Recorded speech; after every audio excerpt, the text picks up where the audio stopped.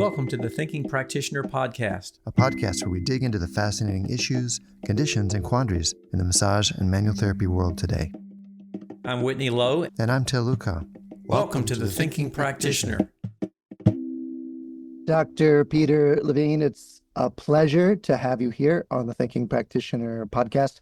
You are the developer. I'll introduce you a little bit and then we'll talk some.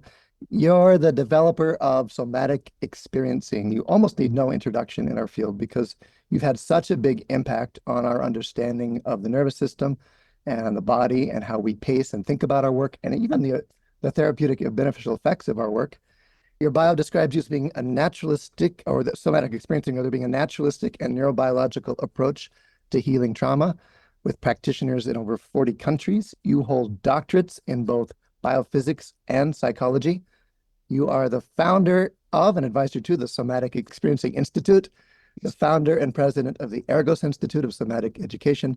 You are the author of several best-selling books on trauma, including Waking the Tiger, which is published in over 30 languages and was revolutionary when it came in because we only had Judith Thurman's book. That's right. That's what we all had to study as part of our training. And then all of a sudden we had you opening our eyes and bringing so much more dimension to it. And then your most recent book, what's the title of that? I don't see that here. An Autobiography of Trauma, A Healing Journey. Autobiography of Trauma, A Healing Journey. Yes. I first met you at the Esalen Institute. It's probably, I had to think back on it, it's probably 1984. I was climbing down off the roof of the Rolf room where Ida Rolf was named in honor of Ida Rolf. Right. And you were teaching a workshop in there. And I interrupted your workshop because I was actually sleeping outdoors under the stars as my job there and enjoying this beautiful view. And one morning I slept late and your workshop had started. So I climbed down off the roof. I remember that. That's how I first met you. And then later I got to study with you some there. And you came and very kindly taught in a program I was coordinating at the Rolf Institute, and you taught part of our therapeutic relationship training. Yeah. This would have been the early 90s by now. That's right. But, yeah. Them were the days. Them were the days. Those were the days. Yeah. I put on Facebook that I was going to have the opportunity to talk to you and ask you some questions, and said, anything you want to know from Peter Levine? This is an amazing opportunity.